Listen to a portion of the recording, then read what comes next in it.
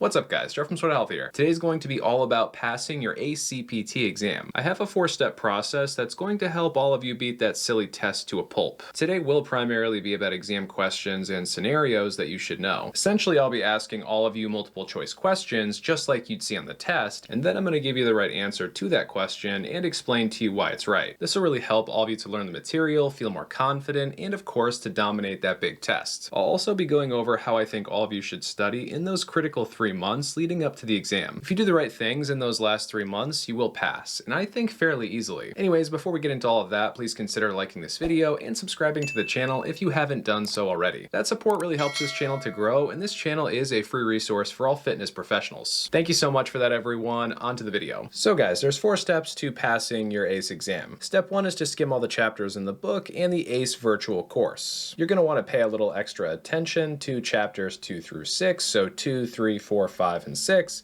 and 9 through 16. And yes, I know those are pretty wide ranges, but ACE is going to pull from every single chapter, and they're even more likely to pull more questions from these chapters that I've listed right here. As you're reading and going through the ACE course, take all the quizzes and watch all of the videos along the way. The ACE quizzes and videos in the course are helpful. Also take the ACE practice test and use it as a diagnostic tool. If you're really struggling with a certain section or type of question on the practice test, go to that chapter in the book or course and do some more studying there. That said, this is where step number 2 really comes in handy. I put out 2 study guide videos 2 years ago that still hold up incredibly well today. ACE hasn't changed their curriculum in that time. They've helped many thousands of trainers to pass at this point because they do a really good job of simplifying the different topics that ACE is most likely to test you on. Watch part 1 and part 2 a few times each and make sure you understand everything in those videos. So this video that you're watching right now, consider this one part 3, and I would also watch this one a few times as well. The purpose of a trivia video like this one is to take all that ACE information that you've been studying and to help it stick inside of your brain. So Pocket Prep has seriously improved their game over the years, and now I think they're a really effective and convenient tool for studying for ACE. Full disclosure, they're sponsoring this video, so thanks to them for that, but before I accepted their sponsorship, I spent a ton of time in the app myself. Simply put, using this app is an affordable way to get extra practice on tough ACE questions. The 4th step here is to consider buying our trivia study quiz video. In the video you're watching now, I'll be breaking down 10 questions and answers, which should help you learn the ACE material. In this step 4 video, I'll be breaking down 50 questions and walking you through why some answers are correct and others are wrong. You'll be personally mentored by me on 50 different ACE questions, which I think could be very helpful. Anyways, I'll be breaking down step 3 and 4 more later in this video. For right now, let's get into some trivia to help you pass that exam. Okay, so a client is coming up onto their toes from a standing position, so that's a calf raise. What action is taking place and what's the agonist? So is that action of them coming up onto their toes plantar flexion and its tibialis anterior doing that motion, making it the agonist? Would it be dorsiflexion and the gastrocnemius? Would it be plantar flexion and the gastrocnemius? Or would it be dorsiflexion and soleus? Now this question here does require you to know some very basic muscle anatomy. It also requires you to have paid attention in that part 1 video, where we talked about dorsiflexion and plantar flexion. So if you know the difference between those 2 things, and if you know some basic muscle anatomy, this one is pretty easy to figure out. All right, so a client is coming up onto their toes from a standing position. This is a calf raise, and plantar flexion is what's happening during a calf raise. That action of you kind of planting your foot down into the ground. And I guess really when I say planting your foot down into the ground, I'm talking more so about planting your toes down into the ground, which lifts your heels up into the air. Again, we're talking about a calf raise. So what's the main agonist when it comes to a calf raise, or what's the prime mover? Prime mover and agonist, those 2 terms can be used interchangeably. Basically, what muscle is doing most of the work? The answer to that is gastrocnemius. And really, I gave you guys a pretty nice hint here because this muscle right here is gastrocnemius. You can see the 2 heads right here. Again, 2 heads on the back side of your calf. That's gastrocnemius. So on the backside of your calf, you do have gastrocnemius. Soleus is actually back there as well. Soleus is more made up of slow twitch muscle fibers. So this one's more involved with doing things that are kind of slower. So not so much like a calf raise, which is something quick and explosive. If you're just standing around for a long time, soleus is going to be very active during that. Gastrocnemius is more made up of fast twitch muscle fibers, which makes it more effective for sprinting, or in our case, doing a calf raise. Now, tibialis anterior actually does the opposite motion. So tibialis anterior does dorsiflexion, so kind of raising your toes up towards the ceiling. So yeah, it's a big muscle. It's on the front side of your calf, so it's like a shin side of your calf muscle. So yeah, we can roll this one out as well. By the way, if you struggled with this question, I do want to remind all of you that I have 3 different videos that cover some very basic anatomy. Watching all 3 of those videos once or twice would make a question like this a lot easier. Okay, so you, the trainer, are eliciting a client's own motivation for a particular change instead of telling a client why they should change. Which of the 4 aspects of motivational interviewing is this? I want you guys to make no mistake, these are the 4 aspects of motivational interviewing. I'm not trying to trick you. So they are collaboration, acceptance, compassion, and evocation. I want you guys all to memorize that. These are the 4 aspects of motivational interviewing. Again, collaboration, acceptance, compassion, and evocation. We're just trying to isolate which one of these things is going on. You, the trainer, are eliciting a client's own motivation for a particular change instead of telling a client why they should change. So when you are eliciting a client's own motivation for a particular change instead of telling a client what they should change or why they should change, that is de-evocation. I feel like all of us know what collaboration, acceptance, and compassion are, but evocation is one of those things that we don't really hear about too often. So yeah, this question is relatively simple compared to most of the ones that we'll be talking about in this video and most of the ones that we'll be talking about in that downloadable, kind of more advanced 50-question guide, but there's still something important to take away from this. Again, these are the 4 aspects of motivational interviewing. Definitely good to know that. Collaboration, acceptance, compassion, and evocation.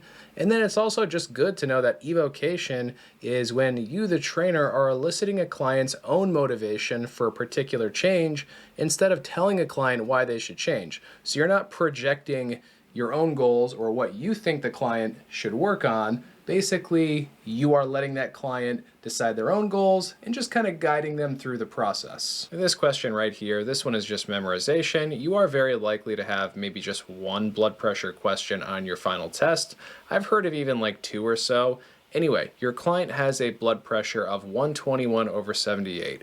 What is their blood pressure status? Would it be A, normal, B, stage 1 hypertension, C, stage 2 hypertension, or D, elevated blood pressure? So we have 121 for the systolic or the top number, and we have 78 for that bottom or diastolic number. And where would that put this person? Again, memorization here, but good to know you have to have a pretty good idea of blood pressure because again, 1 or 2 questions on that final test. So if someone has a blood pressure of 121/78, their blood pressure would be D or elevated. So our client in question has a blood pressure of 121/78. And if we're going back to this slide right here, 121/78. Okay, so their systolic number between 120 and 129, yes, 121 falls into that range. And diastolic, that bottom number, less than 80, 78. So, yep, they are elevated in terms of their blood pressure. Now, should you memorize these different blood pressure numbers?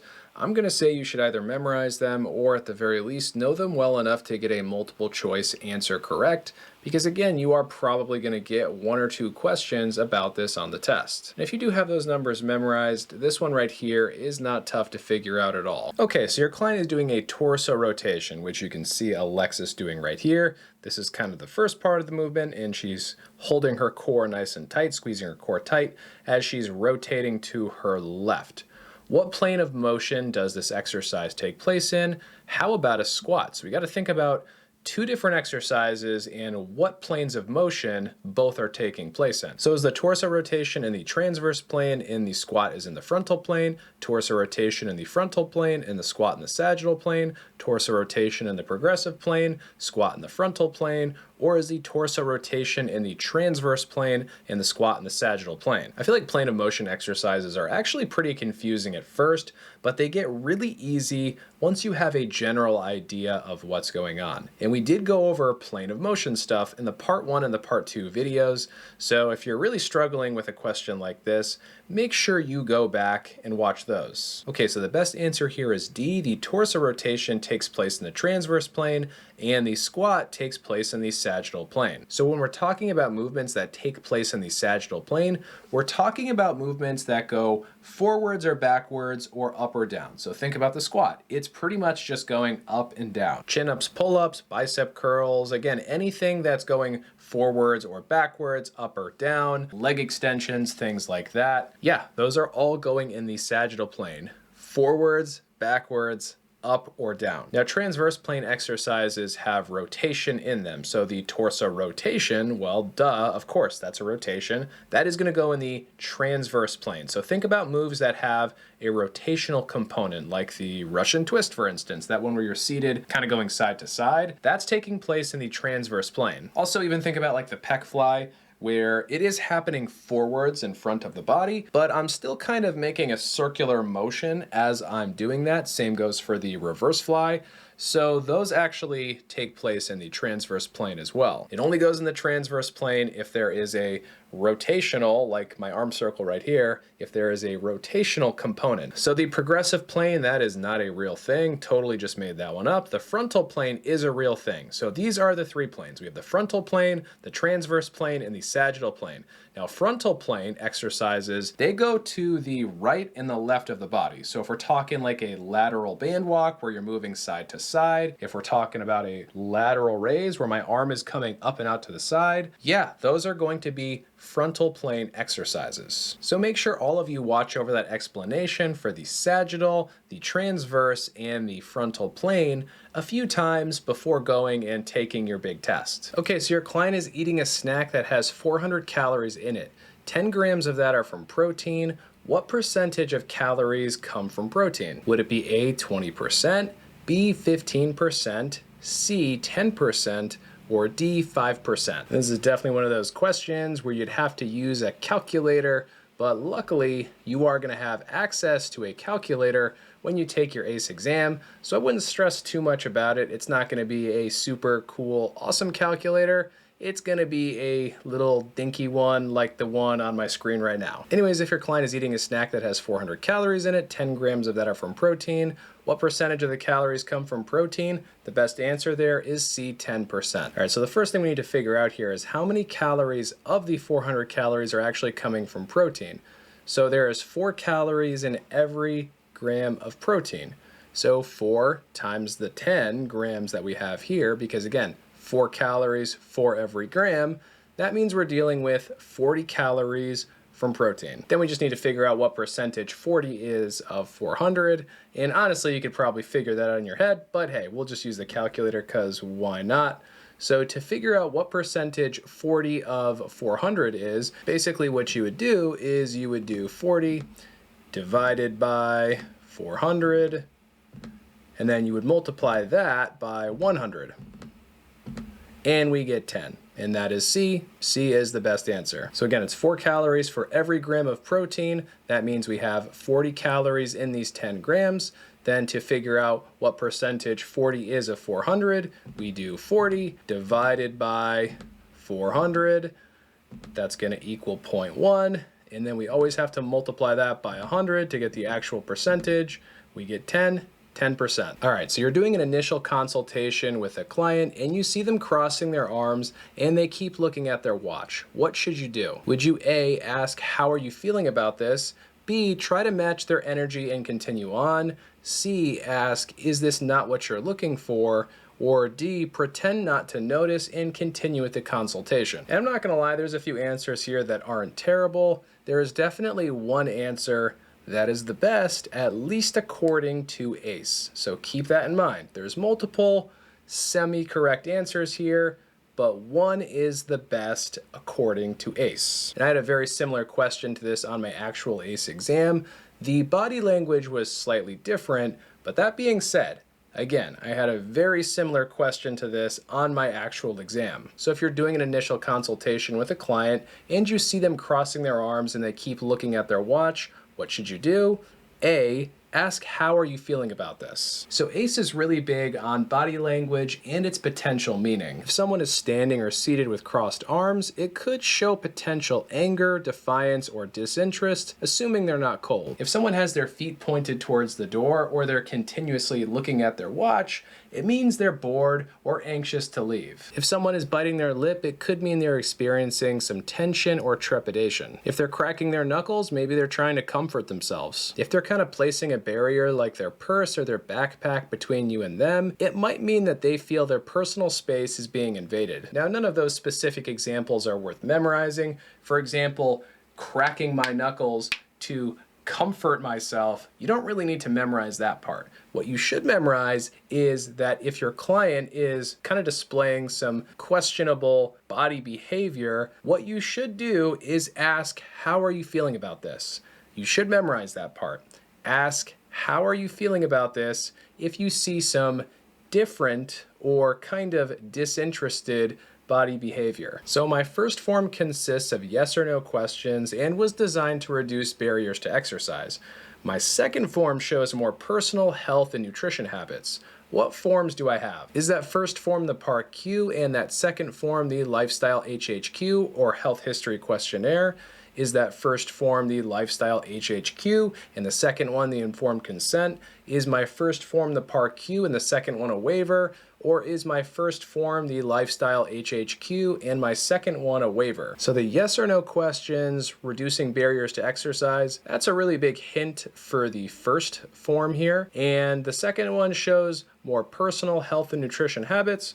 Yeah, I guess that's a bit of a hint too, but you should be able to kind of pick these two out fairly easily. And honestly, this one doesn't require a ton of explanation. If a form has yes or no questions and was designed to reduce barriers to exercise, you are dealing with the PAR-Q or the PAR-Q+.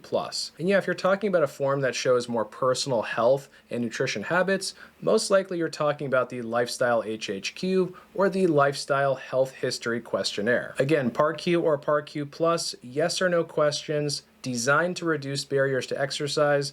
That part is especially important to know if something like this pops up on the big test. So you've been training your client outside and they start experiencing what you think is heat stroke. What symptoms are they most likely to display? Would it be A, a bad headache, B, hot and damp skin with a weak, slow pulse, C, hot and dry skin with a strong pulse, or D, extreme dizziness and a faint pulse? And I feel like heat stroke, hyperglycemia, hypoglycemia, which we talk about those in the more advanced study guide, ACE is very likely to ask you questions about those sorts of conditions. And with heat stroke and hyperglycemia and other things like that, it's not like you need to know them that well, but you should know some of the symptoms associated with each one. So if we're talking about heat stroke and some likely symptoms, we're looking at hot and dry skin with a strong, fast pulse. So heat stroke is a life-threatening medical emergency that can occur when someone is exposed to high heat or overexerts themselves physically.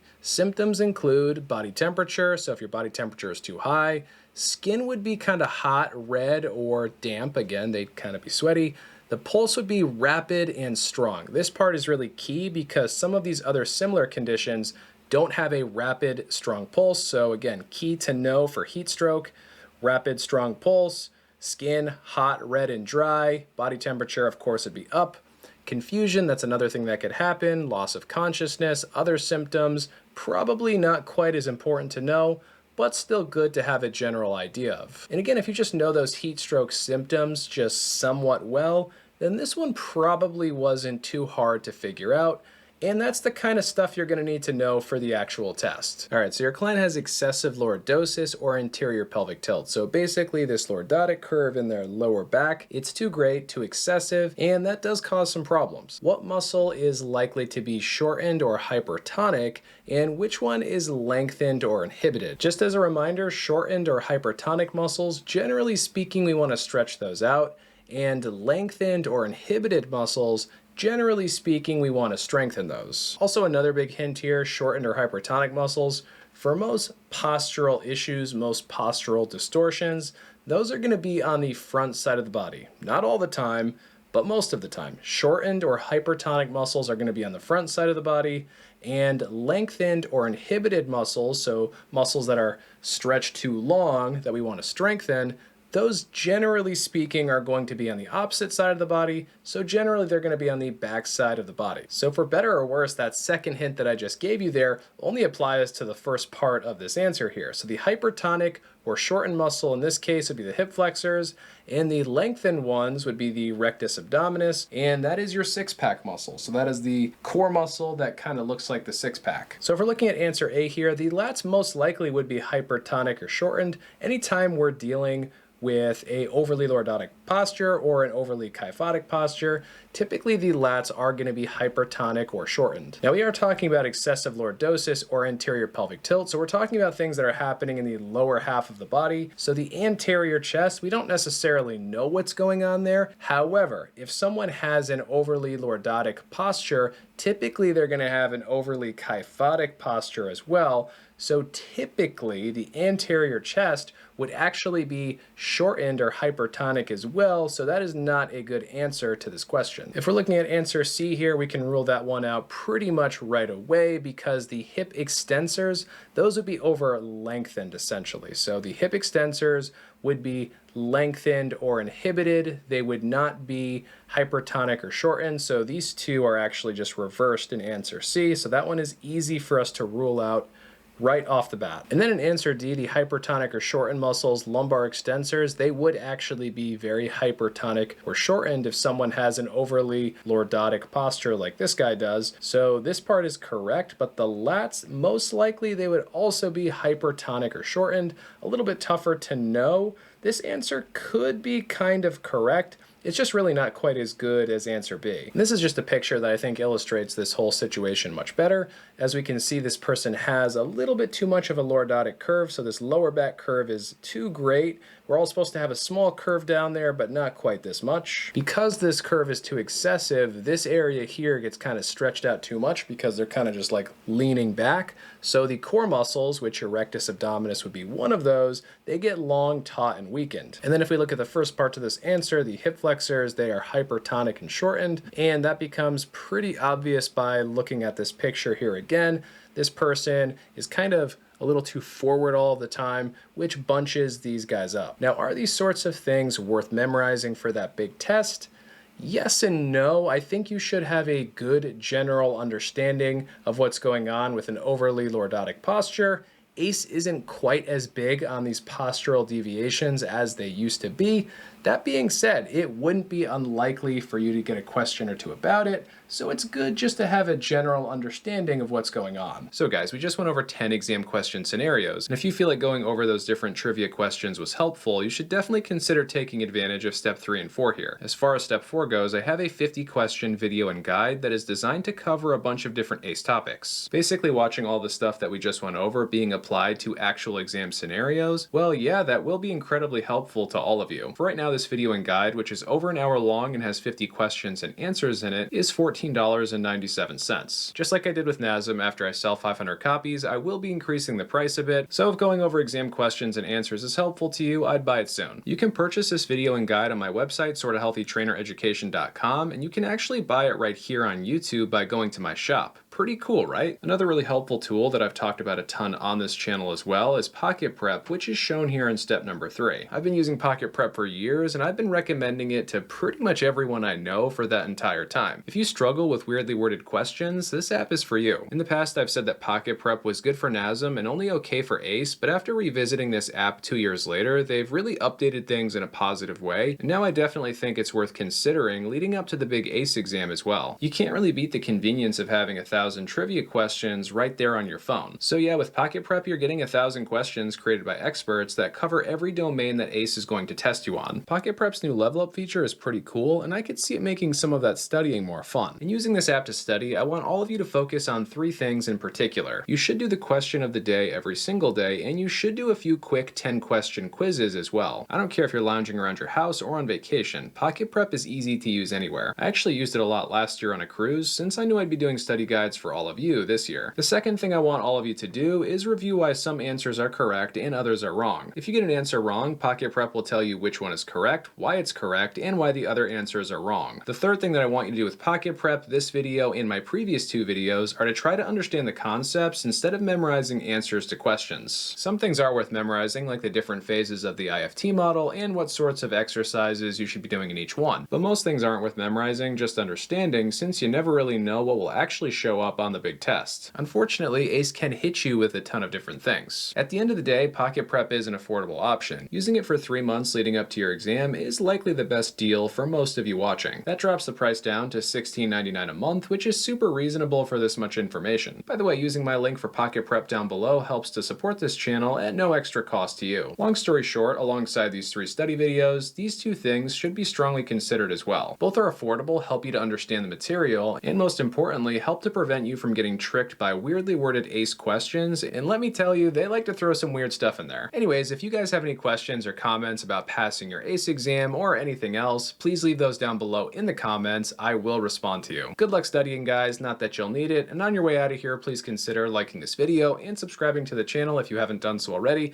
as that really does help to support this channel, and that does allow me to create more free content for all of you. Thanks for watching, everyone, and until next time, stay sort of healthy.